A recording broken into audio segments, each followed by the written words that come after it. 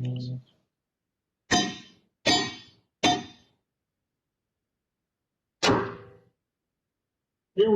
I open this public meeting of the Doctorate Board of the University of Twente.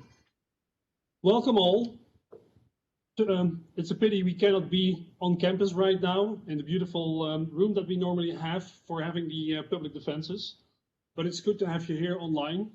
And I'm happy to introduce to you the committee. The committee today has as members Professor Maschke from the University of Lyon, Professor van der Schaft of the University of Groningen, Professor Geurts from our own university, and Professor Franchi, also from our own university, with the supervisor and co-supervisor, Professor Stramigioli and Professor Schuller. Candidates, welcome. I hope you are ready. Yes, I am. Yes, you are? Great. So then we can start the opposition. Can I invite Professor Maschke to start with the opposition? Thank you, Mr. Chairman. So, dear candidate, it's an honor to be there and to be part of the defense. I appreciated very much your work and your manuscript. And I should say that it's a rare manuscript where I couldn't find some page or what where I could completely disagree technically, or even slightly disagree technically. So my questions will be quite open and general. I should first start with the fact that I appreciate very much the two chapters, which were bibliographical chapters, which go far beyond what actually usually is the standard in PhD thesis, where we just use as bibliography the usual references. So let us start with some very general comments about port Hamilton systems. Yeah. So you write in the very beginning, yeah, that the shortcoming in the literature is understanding the main building blocks underlying the distributed port Hamilton theory, and that these shortcomings come from the fact that the actual geometric structure of port Hamilton system, in your opinion, should be related to, say, Lie groups and Lie Poisson brackets. Yeah. So I would like to ask you if really, so it was also a dream of mine, of unification of this formalism and also the bond graph formalism. But actually, do you really think that in practice, that's the most important part? I mean, there are a lot of ad hoc models which are used, especially in industry, and often they should be repaired, of course. Yeah. So, what would you think about being a little leave the dream to the aside, and allow for more general or more alternative formulations, and in which formulation would you acknowledge as bringing also something to the theory? Dear highly learned opponent, thank you very much for your kind comments on my manuscript. I appreciate a lot comments coming from a pioneer of this field as yourself. It's already obvious from the list of references how much you contributed yourself to the creation of this thesis through your work. So thank you very much for this words. As for your question regarding the relation between the standard building block of port Hamiltonian systems theory, which is the Stokes-Dirac structure in infinite dimensional systems, or the Dirac structure in finite dimensional systems, and the relation to the Lie Poisson component of it, or in general the Poisson structure, which is underlying the Dirac structure in general. My answer to that would be actually is something that I tried to investigate in chapter 2 of my thesis, where I try to show that the Poisson structure is already inherently inside of the Dirac structure, and deriving this Poisson structure is not necessarily should not necessarily be derived from a Lie Poisson reduction or as a Lie Poisson structure. But in general, what I've shown in my thesis is that the Poisson structure is already the power conserving part, the energy conserving part of the Dirac structure.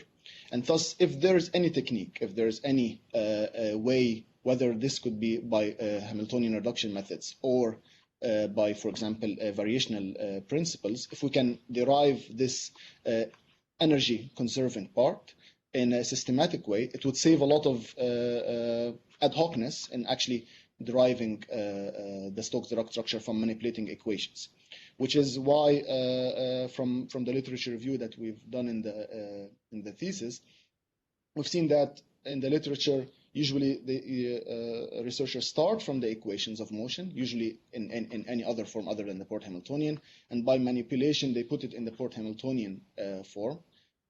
My problem, the drawback that I see clearly from doing this approach is that the equations could be derived for a given specific case.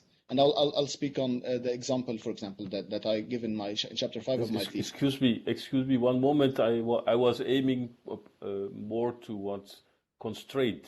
Yeah, so very often these models that you get, these PDEs, are derived with constraints that you forgot to specify at the end. Can you comment on constraint systems and what type of brackets and Dirac structures you get? Okay, now now I understand your question more. Regarding constraint systems, having actually a Poisson bracket for that, it's not possible.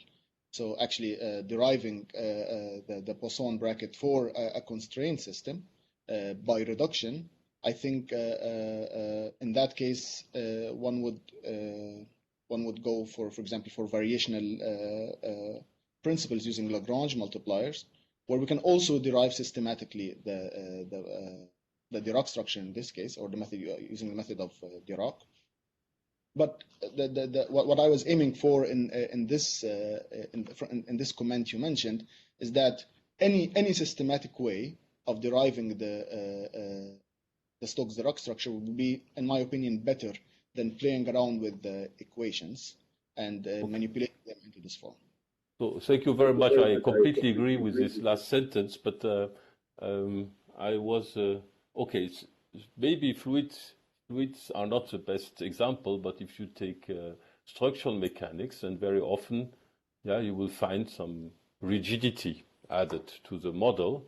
And then I think they would, in this case, because probably you shall work on that, then with Arjan van der Schaft, at least in the finite dimensional case, we had a sort of derived a bracket which is not a Lie Poisson, but some resembled it with for mechanical system with non-holonomic constraints. We had also a geometric structure which can be related to Lie algebroids, for instance. Yeah, that was a little bit my aim. So as I say, my question will permanently extend your PhD. So I'm sorry, I'm not asking about the PhD, but reading your PhD gave me a lot of inspiration for additional questions. So I'm working in a laboratory in chemical engineering, so I'm very interested in thermodynamics and irreversible thermodynamic systems. Yeah, and I have read with great interest your part on adiabatic flows. And there you have sitting a entropy balance equation, yeah. And I was wondering if you could extend your systems and how you would do that. I mean, if you never thought of that, just tell me, yeah, to irreversible Port Hamilton systems, yeah. So, do you know? Did you think about it, or do you want to comment it freely? Okay. So regarding your question about irreversible thermodynamical systems, I would take as a small building block an extension to the fluid dynamical systems that we already derived, which is modeling the viscosity, for example. So the viscosity, we completely removed it in the analysis. The viscosity itself would actually dissipate the energy, and in nature, this will be transformed irreversibly to thermal energy. And in this case, it's very hard to actually have an adiabatic system. Now, in bond graphs, and this is, I think, one of the powerful features of the bond graph formalism combined with the Port Hamiltonian, is that we would easily have, instead of just having a resistive element that would just dissipate the energy corresponding to the action of the viscosity. In this case, we should have an RS element, as in the bond graph formalism, that would actually transform this to the thermal domain. And then in the thermal domain, we would now have the entropy as a state where it will not be affected with the flow, as with the case that I experienced in my thesis. And then we would have in the thermal part, we should have the second law of thermodynamics implemented, and then we can implement the second, or the irreversible transformation, or the irreversible transformation of the mechanical energy and the potential energy of the fluid or the mechanical system in general to the thermal domain. Okay, so thank you. And then I will, the last question concerns the last part, or even the perspective of your PhD. So in the last part, you consider fluid structure interaction and flying drones, actually, yeah. And I was thinking of more the robot and flying, birds with flapping wings, yeah. And then there are a lot of questions arising, yeah. If you so in this case, you have indeed structure fluid interaction, yeah. But if you consider especially a natural wing, yeah, then the structure is say even almost fractal, yeah. Yeah, then I was thinking in this perspective, how would you, do you think that your method of impedance control could be used to interpret a flying bird, or how would you adapt it? Okay. The boundary layer is now, so I would say fractal, be a little loose in the vocabulary. Could you imagine some answer, dear candidate? Excuse me, I did not hear you. Use a short answer. Oh. Okay. Regarding the fluid structure problem, definitely the wing of a bird would be a PDE by itself, would be actually a distributed system, and it's completely open. I would say that this question is completely open. The only question, I think, a more interesting question I would have is that for specifically the application of flying birds, to understand the flapping mechanism of birds and actually build robots with that, do we even need to go this far, actually, to couple the PDE of the structure mechanics to the PDE of the fluid mechanics? Or can we make with some sort of approximation for in terms of rigid bodies and spatial springs that would actually try at least to be one level, I think, easier to analyze coupled to the fluid dynamics than to couple the two PDEs? I think that's already another question by itself. So I'm sorry, I answered the question with a question, but it's an open field. Yeah, but that was the purpose of my question. Thank you very much. For more discussion, but we have to leave it here with the question of Professor Maschke, and we go on to the next for asking questions. That's Professor van der Schaft. Thank you very much, Mr. Chairman. Dear candidate, I enjoyed reading your thesis, which is a very nice piece of work, both in the quantity and especially in quality, and also in clarity of exposition. So I have a couple of questions. My first question concerns section 5.1.4 on the page 117, where you discuss the fundamental issue of permeable versus impermeable boundaries, and the fact that in your Port Hamiltonian formulation, the boundary variables, they are basically mass flow and dynamic pressure. On the other hand, if you, for example, consider the shallow water equations on a one-dimensional spatial domain, then you can easily see that the product of the mass flow and the dynamic pressure can be also decomposed as two other products, namely the product of the velocity times the ordinary pressure, and the energy flux, which is the product of the velocity times the energy density. So that suggests that you could also define two types of boundary ports. So one corresponding to ordinary pressure and velocity, and the other to energy flux via material flow.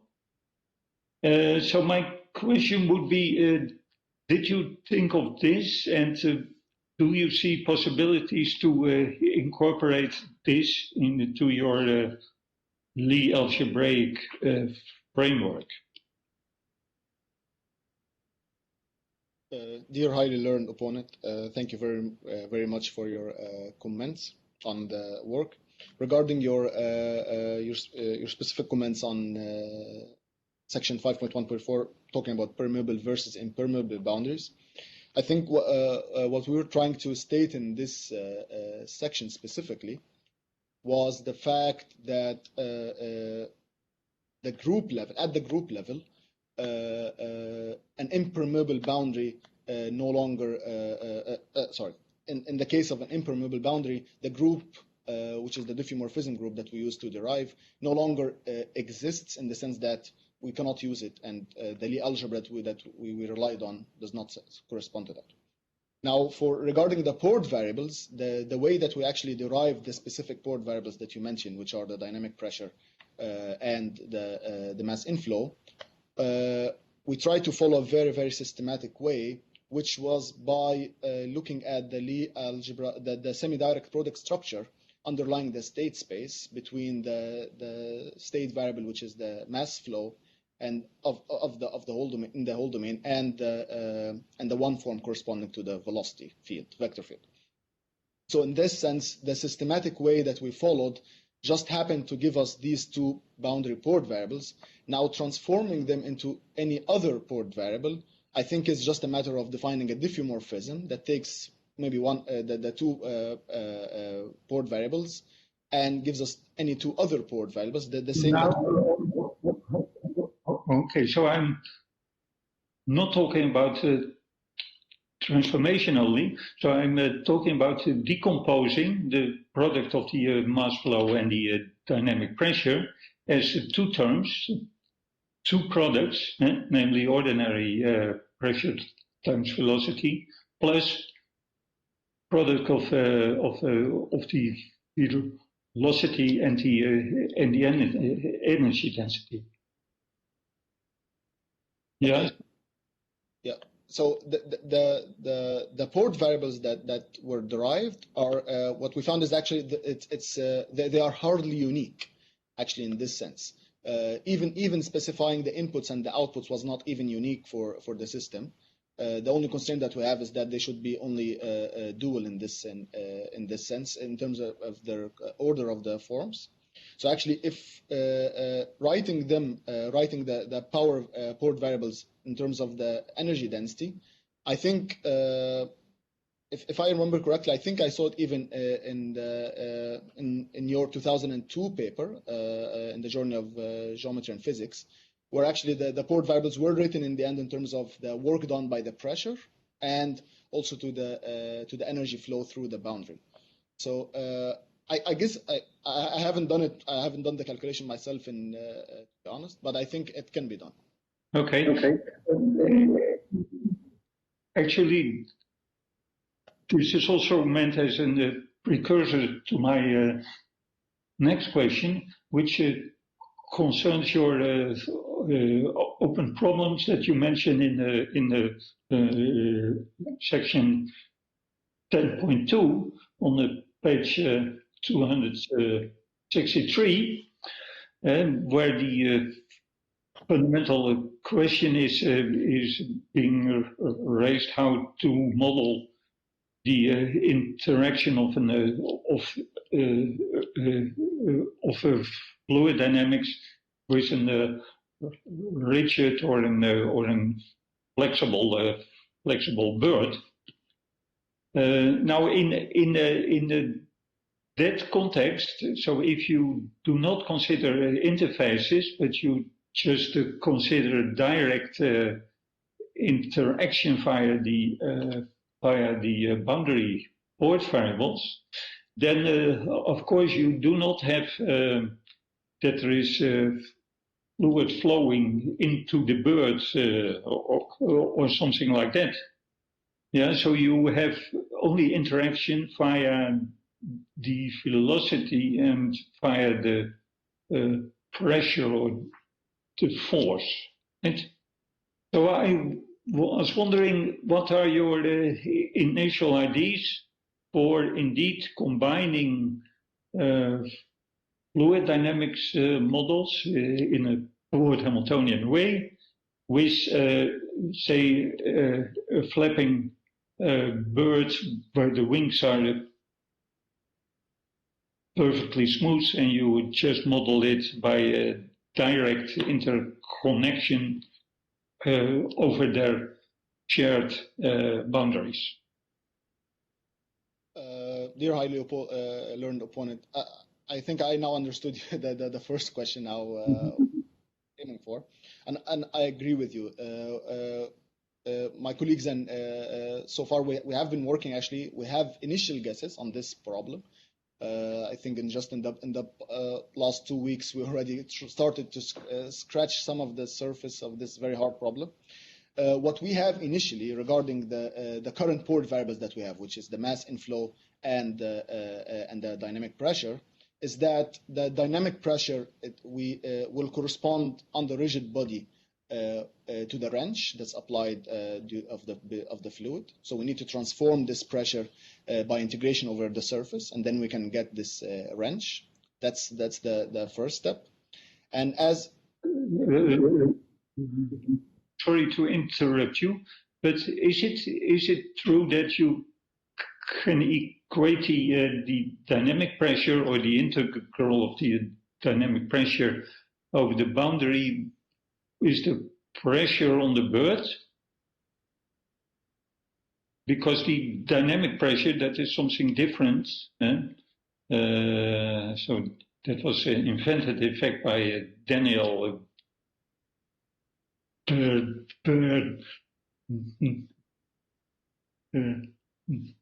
Newly, so born here, somewhat closer to my house, in fact. But this is so the dynamic pressure that is different from the ordinary pressure, right? I agree. What actually I was referring to is actually the total pressure. So actually, or the stagnation enthalpy, because in the end, what we had in chapter 5. So the port variables that you are actually mentioning, which is the dynamic pressure, corresponded only to the kinetic energy subsystem that was derived first. But when we added the potential energy in the incompressible fluid, or the Lagrange multiplier corresponding to the incompressible fluid, the total compressible or incompressible port Hamiltonian system had actually as the effort variable on the boundary had the total pressure. So it had the static pressure plus the dynamic pressure. And actually, if we integrate over the boundary, and now we don't have, even if we have just a stationary rigid body within the flow, then the dynamic pressure part will correspond to 0, and then the only pressure that we need to integrate would be the static pressure in this sense. But if we have a moving boundary, and this is, I think, the more general case, then the motion of the motion of the boundary, which will be coupled to the motion of the rigid body itself, will actually, with the no slip condition enforced as a phenomenological law, will actually make the mass inflow at the boundary, or the flow of the boundary, equal to the related with a transformer to the motion of the rigid body itself. Professor van Schaft, are you satisfied? Okay, thank you, Mr. Thank you very much. Then I would like to invite Professor Geurts to continue the opposition. Thank you very much, Mr. Chairman. Dear candidate, I've been reading your thesis also with great pleasure, and it has become quite a serious volume of work, and I would like to congratulate you with the final result. But not before I've asked some questions on the approach that you've taken. And I would like to ask you something in relation to the fluid mechanical aspects. Some of it was already addressed before, but I would like to look into something very specific, which in passing we may have discussed earlier. The application that you put in front on the first page of your thesis will be exciting, mainly because of the complexity of the flow, in which there's also turbulence involved. I would like to look into that particular aspect with you in relation to your Port Hamiltonian system. As you know, there are various models that describe turbulence, at least from an engineering perspective and up to some approximation. And all of these are dissipative. They have some element of dissipation that is in the nature of turbulence. Maybe as a first question, could you motivate your approach, which is entirely energy conservation based, in relation to this important feature of the flow that you're so interested in? Dear highly learned opponent, thank you very much for enjoying my thesis so far. Regarding your question about the dissipation, the dissipative models of corresponding to turbulence, and how we can actually add them to the model we have so far. So actually, this is, I think, one of the motivations for choosing the Port Hamiltonian system. And the work that we have so far neglected the viscosity. I have to be sincere about that, just as a first step, but not avoiding the viscosity. So the open ports that we have in the models that we developed actually allow for having any dissipative relation, let it be linear or nonlinear. This is not important. Even if it's an empirical model that we have to relate to the effort and flow variables of the ports that we defined, it could also be implemented. So even relating the only constraint that we have to make sure of is actually that there's an energy, that energy is consistent between the different blocks that we attach. So far, everything has been done by physics, and this was the motivation of the different blocks that we have. Now, having an empirical model usually does not consider the energy. And I think this is one of the challenges that we need to address. If we have this empirical model, we need to find maybe a different view, looking at whatever coordinates were used or whatever variables were used, to try to actually deduce what is the energy available, or what happens to the energy of this model, and maybe then we could attach it with some sort of transformations to the variables that we have so far. So if I would be given to you a very specific model, what would be your approach? So out of the many, I'll take my favorite one. What sort of steps in your analysis would be required to bring it into your system? Any model. I'm just not interested in a particular model, but what would be the steps that you think are necessary to go through? My approach to this step would actually be to define first of all the region within the flow where actually we need this turbulence model. So actually, if we need it everywhere throughout the flow, then that's a pity, but I think it can be done. The Port Hamiltonian model or cannot be done. It can be done. It can be done because the Port Hamiltonian that we developed, the Port Hamiltonian model that we developed, we imagine it as some sort of imaginary sheet on the spatial domain, and we can attach any other sheet through a distributed port. So we assume that there is a force or there's an input at each point within the spatial domain, and then we can connect it to another model. This is exactly the approach that we did, for example, for connecting the kinetic energy and for connecting the potential energy. If we have viscosity, just the viscosity equation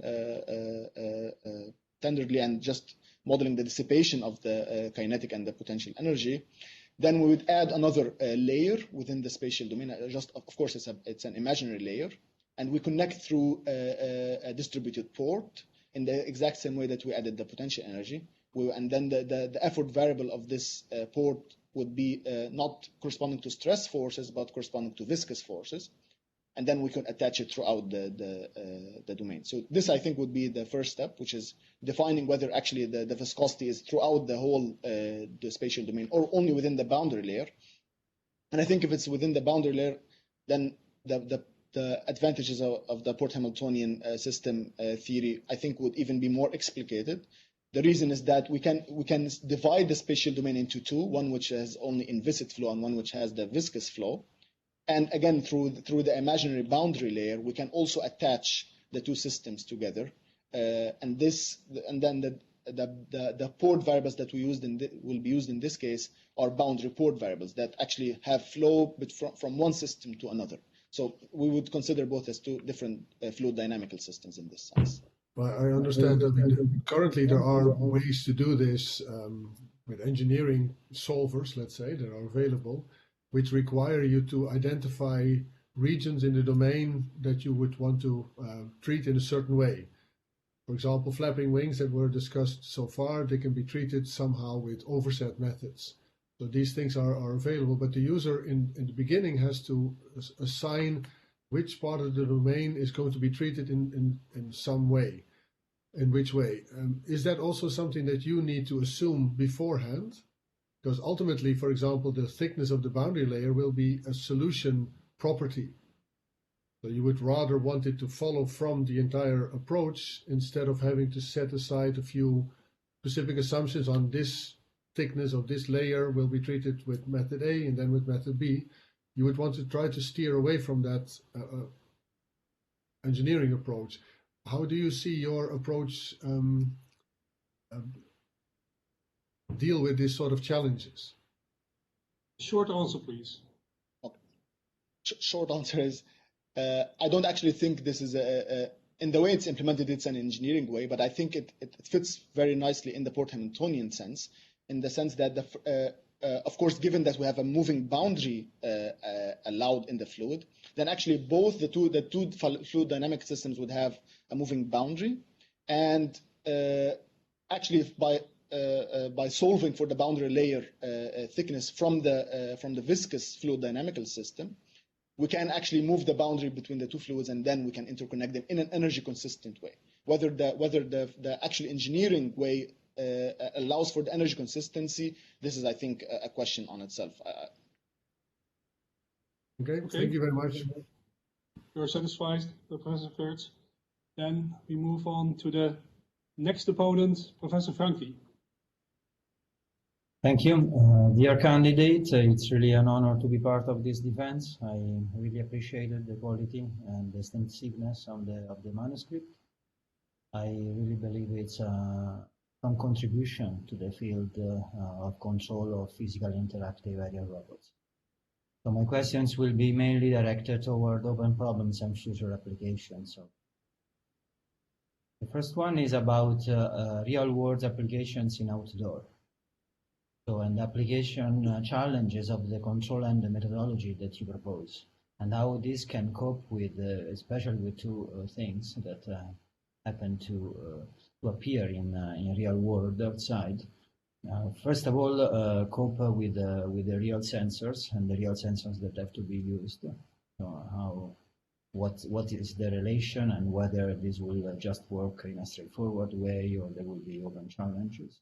If you can go in more detail. And the second thing is regarding unmodeled dynamical and aerodynamical effects that are typical in outdoor, especially when a multi-rotor flies close to surface. Dear learned opponent, thank you very much for your comments on my thesis. Regarding your question, the two parts of it, I think they are related in the sense that I'm going to answer the second question first, which is regarding the unmodeled dynamics and the aerodynamics. I think there's a huge difference between indoor and outdoors. And I think this is already a challenge in the aerial robotics community. And I think the reason is not because the outdoor are too hard or too complicated. I think is the control environment that we always have inside of the lab. I think is what makes it what is the reason of this deception. Now, regarding the unmodeled dynamics, the aerial robots, I think all of aerial robots rely heavily on actually the aerodynamics for flying. And usually in the aerial robotics literature, we find that usually aerodynamics are neglected, or they're not usually simplified models, I would say, are used actually to relate the thrusts and drag torques that happen from the propellers in multi-rotor, for example, UAVs. So these simplified models are actually only based on hovering conditions, which work very, very nicely indoors because the environment is already set in this way. There's no turbulence, there's no wind. Going outside, I think one of the nice solutions would be to actually, related to the sensors, related to your first question, would actually to be use force sensors. Because in the end, if we want to treat the aerial robot as a mechanical system and not just as an aerodynamical system, I think what could solve that is not just relying on this open loop models that are used in the community, but actually to rely on force sensing. And by having force sensing, then I think we have already we already reduced the sensitivity to any turbulence. Not any turbulence. I think it depends on the configuration itself, but at least it's reduced corresponding to indoor flight. We reduce the dependency on unmodeled effect, for example, from proximity of walls or structures. And also we reduce also its sensitivity on unmodeled motor dynamics, unmodeled parameters that are identified within the system.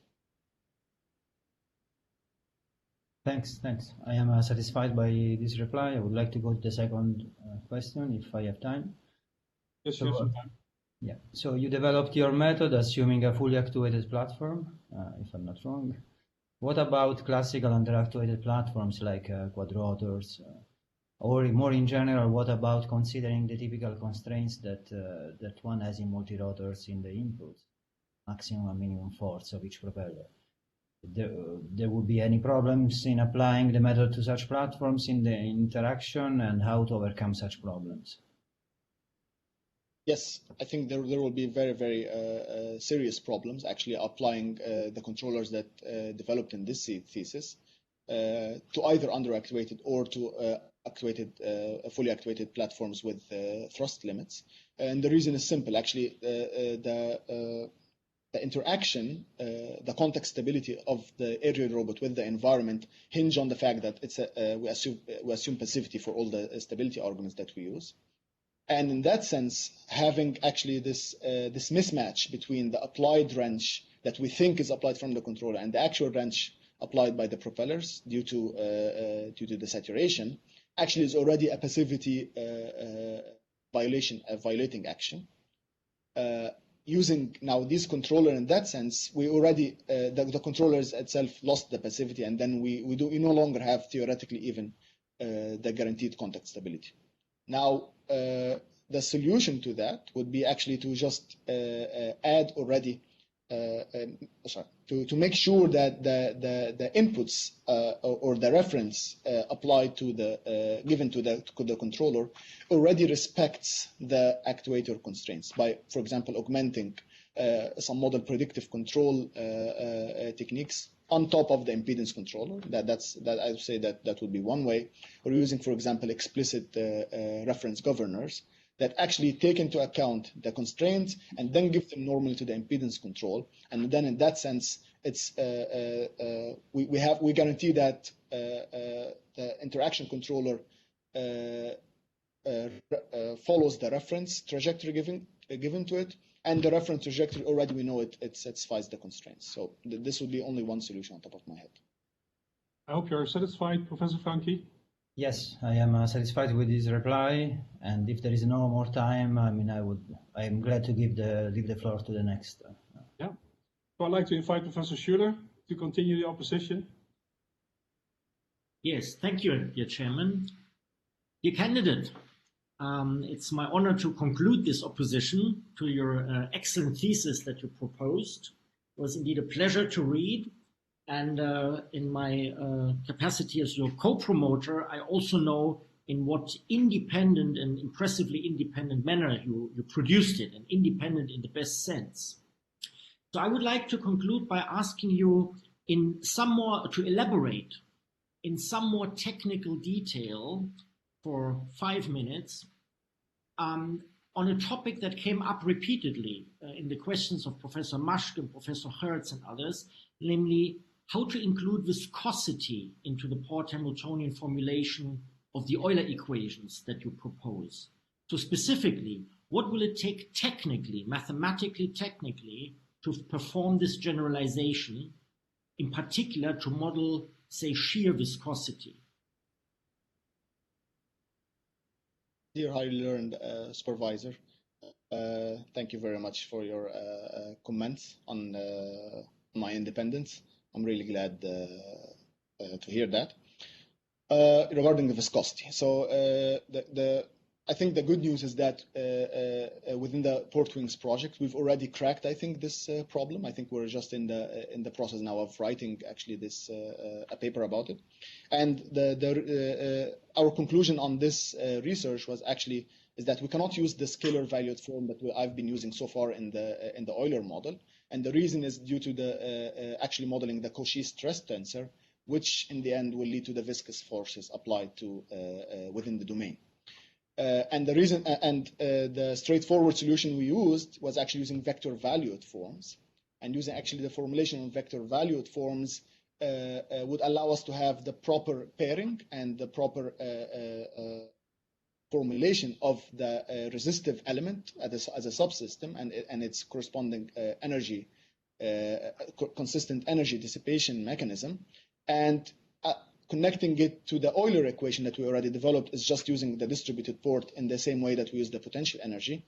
And all the technical details of vector valued forms and the corresponding extended, I think, operators like the extended exterior derivative and so on, all lie within the resistive subsystem that will be added to the system. So the good news is that we don't have to modify the current Euler port Hamiltonian model, and all the new technical details have been just postponed or allocated within the new added system. Yes, if one would take the position, maybe out of ignorance or of insight, that one might not really need an extension to vector valued or co-vector valued forms or anything, what would you answer? What is an argument from engineering, from a basic principle you would think about why we need it? Why do you need this extension? Why can it not be done with, well, scalar valued forms? Do you have an answer? Yeah, regarding this point, actually, me and my colleagues within the project, we already fell in this pitfall before, and I think we spent a couple of months actually working just normally using scalar valued forms. And our main block was actually in the energy consistency. When we already developed a closed relation thinking that we have it using that we have viscosity. We connect it to the Euler equation that we have, and then we check that the energy balance, whether it's consistent or not, that we have the energy dissipation, and we found actually something that's not physical, relying on the, for example, maybe. Thank you, Master of Ceremony. So we have to stop here. I think there are many interesting questions left over, but maybe we can address those after the defense. We now have to withdraw the committee for deliberation. I would like to ask the candidate to remove from the stream, and herewith I adjourn this meeting.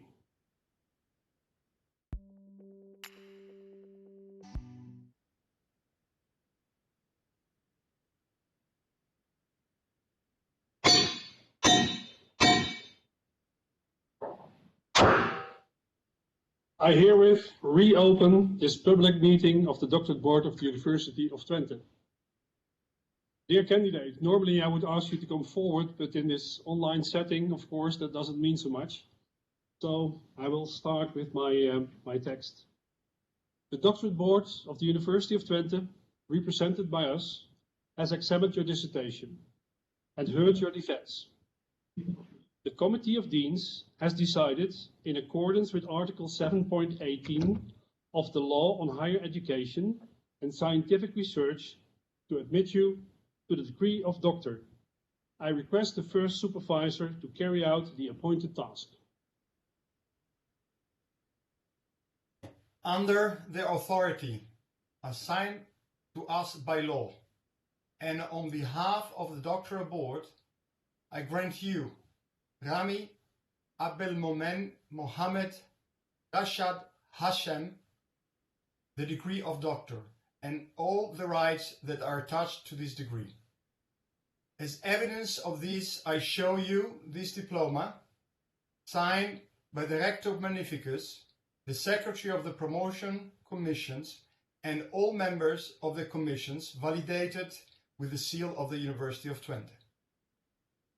I am pleased to announce that the graduation committee has decided to grant you a doctorate cum laude.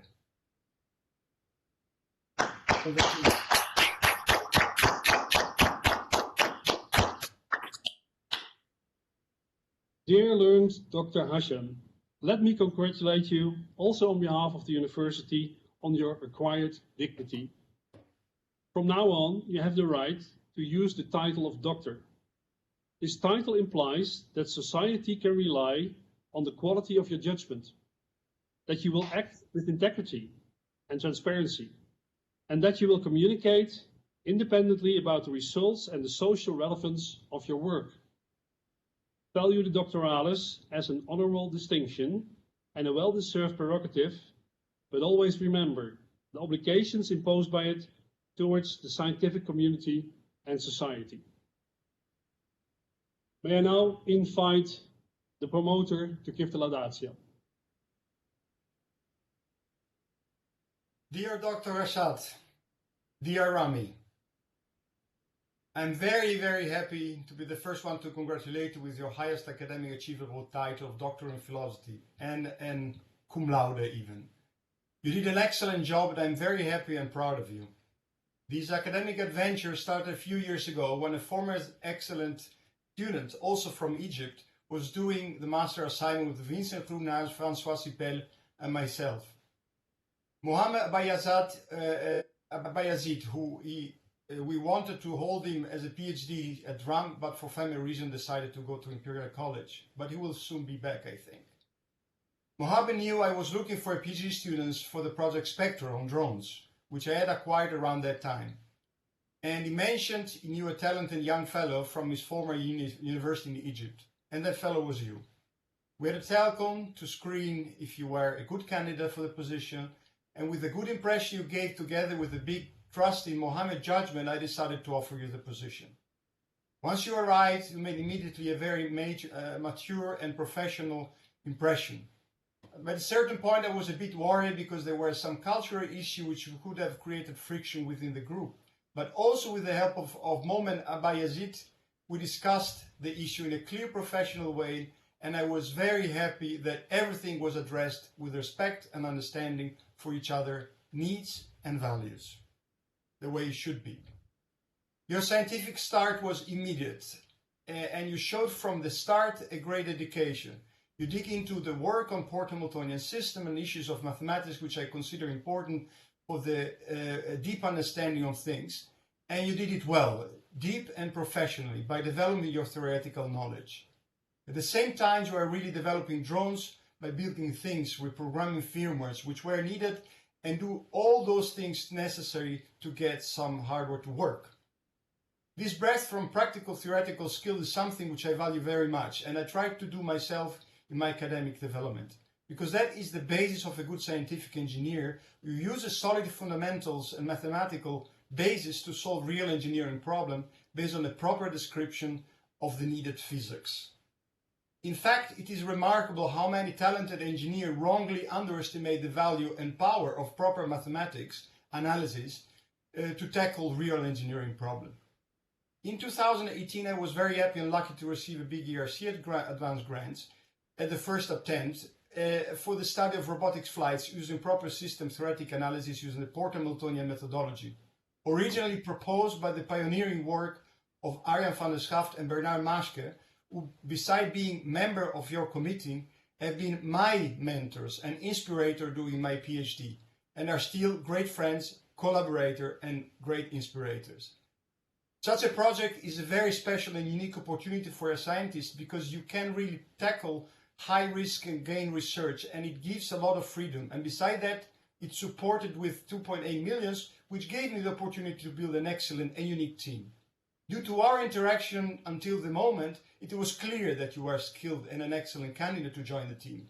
And I propose you to be part of it if you want to move from your project to Port Wings. I was very happy with the positive answer, and we then started to work on the great challenge of Port Wings.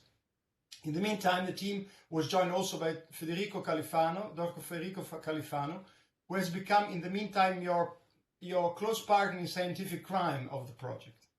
I invited you and pushed you to invest a lot of time in digging into the fundamental of differential geometry, which is the basic language which is needed to analyze physics properly in a coordinate invariant way.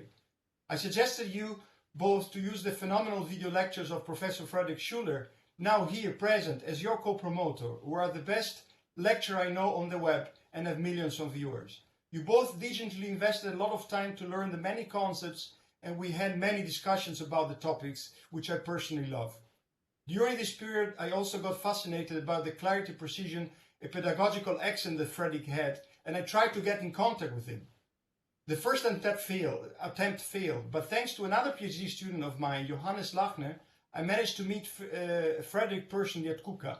I am extremely happy that due to a series of reasons, Frederic then decided to join the University of Twente, and he is now a direct colleague from the Department of Applied Mathematics, and also part-time in our group. With Frederic, and the two of us, we had the most simulated discussion on the topic which we were tackling, and I am extremely proud of the results which will be soon published in the Journal of Geometrics and Physics. They are a real deep contribution to the modeling of fluid dynamics with permeable boundaries. I have no doubt that they will have a lot of impact, and from the basis for many more developments, we have already started relating the coupling to Navier-Stokes equation to structural deformation with varying boundaries and multiphysics, including thermodynamics and coupling in a natural coordinate free ways, PDs to ODs, and their discretization and simulation. A number of these developments will also be done in cooperation with other present members like Professor van der Schaft, Professor Maschke, and Professor Geurts. I'm really very happy that we still have a few years to work together further on such existing and stimulating topics. Today is the crown and recognition to your excellent work so far. And also on behalf of Frederic, I would like to say that we are extremely proud of your achievement and the great cooperation we had, which we deeply enjoyed and cherish. Also on behalf of Frederic, I would like to congratulate you, your wife Yara, and your precious jewels La and Malak, who are still too little to appreciate the recognition which is given you today. Thanks a lot, Ramy. I'm looking forward to the coming years. Het gaat je goed. Thank you, Professor Stramigioli. Dear Dr. Hashem, also on my behalf, congratulations with this wonderful work. Great title, cum laude. It's a very well done, a very nice distinction. Please also extend my congratulations to your wife and family and friends. Normally, of course, I would say have a blast of a day and enjoy what you have achieved today. Maybe in Corona time it's a little bit more difficult to do so, but please at least celebrate the extreme good thing that you have realized today. Enjoy, and I'm looking forward to seeing you another couple of years in our group, because of course I had already the pleasure of working with you a couple of times. So it's very good also for the University of Twente to keep you a little bit longer here in the Robotics and Mechatronics group. And with this, I'd like to close this meeting of the Doctorate Board of the University of Twente. Thank you very much.